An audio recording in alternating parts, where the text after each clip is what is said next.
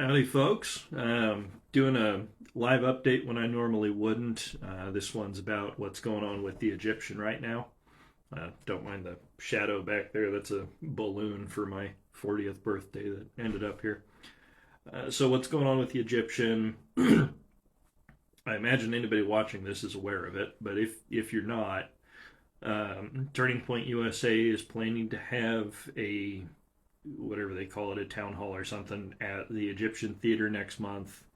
Um, Reason I bring it up, one, is because it's so much in the public right now, and I think it's something that I need to address just because of the position I hold.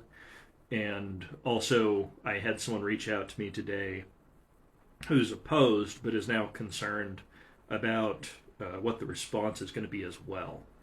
So, starting with that, and as a heads up, if you're not terribly familiar with my approach to things, you're going to find out how much I prefer to focus on local rather than national at this point.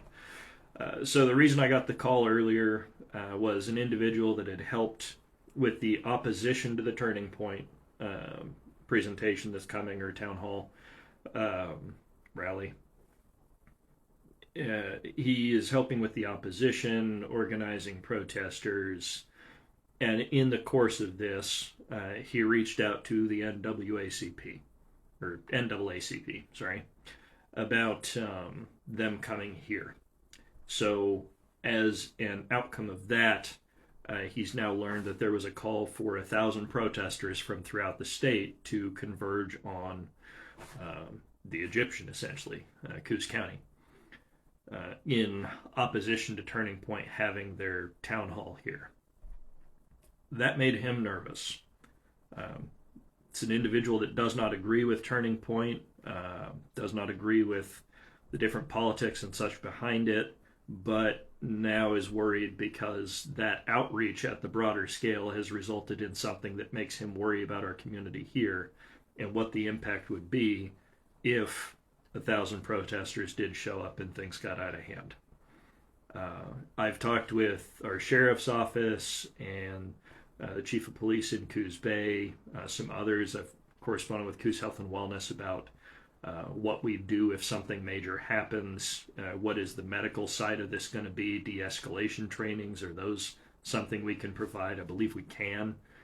Crisis intervention training is something that's provided to all the officers in Coos County. I don't know if everybody still takes it, but it was while I was with the city of Coos Bay as a counselor. And then also with our emergency management. Folks may not know this, but as commissioners, we're required to take a number of emergency management courses so that we know our position within the chain, how we operate within an emergency, and that it is a model that's utilized not just for natural disasters, but also substantial events. So if we had a foreign dignitary or somebody important at the federal level coming, some of those programs would come into place. I've talked with emergency management. How do we plan in case a large number of protesters come from out of the area to ensure things stay safe for everyone involved? It is important. People have the right to protest, absolutely do. I was very proud while I was on the city council for Coos Bay that the protests were always as civil as they were. We didn't see the disorder that we saw in the major cities during any of the major protest cycles, like with the BLM. We didn't have all the trouble you saw in bigger cities like Portland. Folks in our community conduct themselves in a way that shows they also care about this community they live in. The one time we had problems where people were blocking traffic and doing things that they shouldn't have been doing, graffiti on the sidewalk outside of the newspaper at the time, was when a large number of protesters came from out of the area. So that's the cause for my concern around that. Very important, everybody have the right to protest, but making sure everybody's safe in the process and making sure our community is taken care of. Because inevitably, in any group, when you have people show up that aren't invested in the place they're now at, they can conduct themselves poorly sometimes.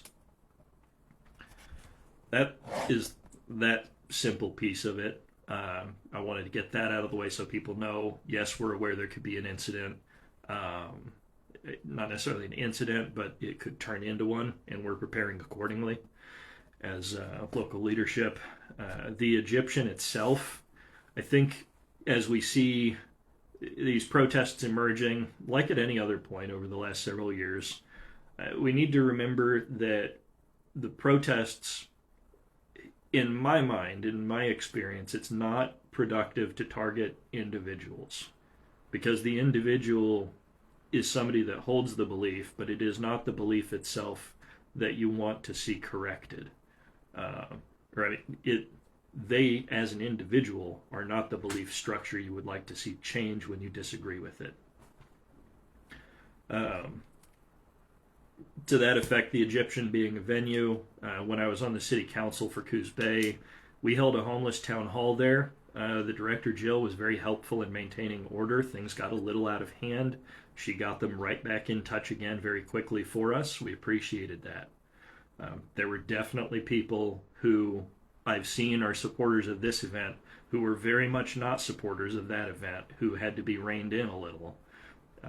And Jill is the one that did that for us to keep the venue civil. They've hosted drag shows before, that's been mentioned.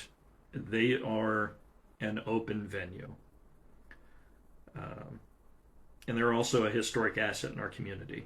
My recollection of the Egyptian from the standpoint of while I was on council, as I remember it, I don't believe the Egyptian would still be operational at all if Jill had not taken over that position.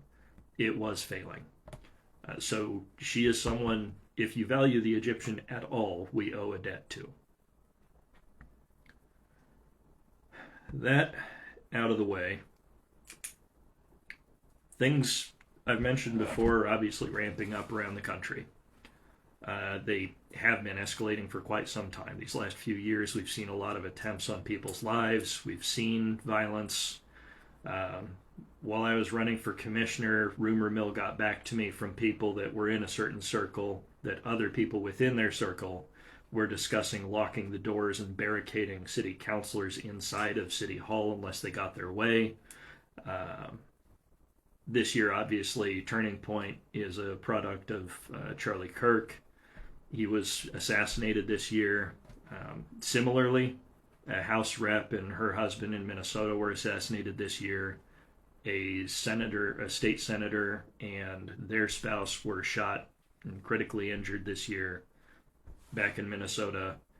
And there have been a number of attempts this year on different politicians. Somebody asked me this year, when it was some investors coming from out of the area, they wanted to know more just about politics in general. They were business people. They didn't know much about what the daily life of an elected official is. And we answered questions. There were several of us throughout these meetings. But one of the questions they asked me was, how do we stay safe? How do you ensure security? And people gave all kinds of answers, but mine was pretty simple. If somebody wants to get you, they're going to get you. It's something I'm just aware of in my position. I think everybody's aware of. I know when things have gotten heated in the community, other electeds have talked to me about maybe resigning their position because they were worried about themselves or their family. It is a reality of current culture. And when we look back, it's not, it's maybe, I don't know the word here, it might be dismissive to say, but this isn't something new. This has been this way. This is something that was known coming into this position for me. It's a tragedy when people get assassinated. It shouldn't happen, but it is what our country has been for some time now. People talk about what we've become. It's not what we've become. It's what we've been for years. Now the question is, how do we change? Not how do we stop becoming it. We already did that. Who he was as a person, I didn't know him. This is where you find out how little I try to pay attention to national level stuff. There's political aspects and maneuvers I pay attention to. So when a decision at the federal level kills jobs here, I'm aware of that.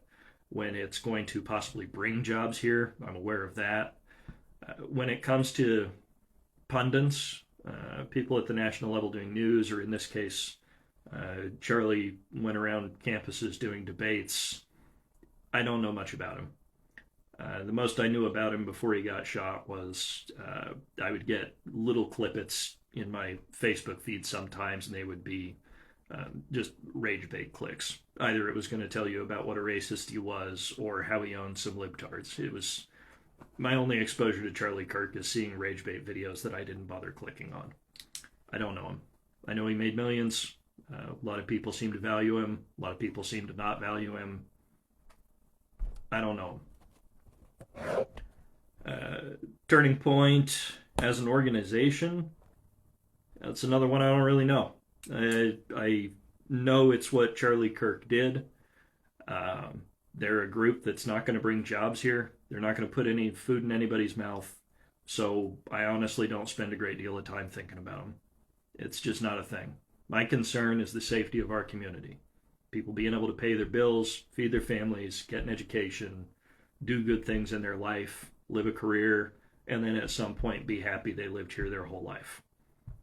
Whatever Turning Point does isn't going to influence any of that I'm aware of. I haven't seen a presidency. I haven't seen a national thing. I haven't seen really any state leaders do anything that benefited Coos County during my lifetime to a substantial degree. Nothing that changed it. Local actions I've seen change it. And that's why I pay attention to local things. Front Street didn't develop because somebody came riding in on a white horse from DC or Salem. It happened because a local business owner decided he was going to make some big steps and do it. The housing behind Cascade is because somebody decided they were going to do it here. Tioga Building being restored, he was somebody from Reedsport originally. He decided to come back and make things happen here. Salem, DC, these national pundits, they're not going to save us from anything. I've seen people saying they're a racist organization. Again, I didn't keep track of them. I don't like to put names on things I don't know. Something I do know, though, Coos County has had its fair share of fights with racism. For folks that aren't aware, the Aryan Nation's state mailing address was in North Bend until at least 2003 for Oregon as a whole. They aren't there anymore. Coos County is still the only county in Oregon to have ever elected a black sheriff.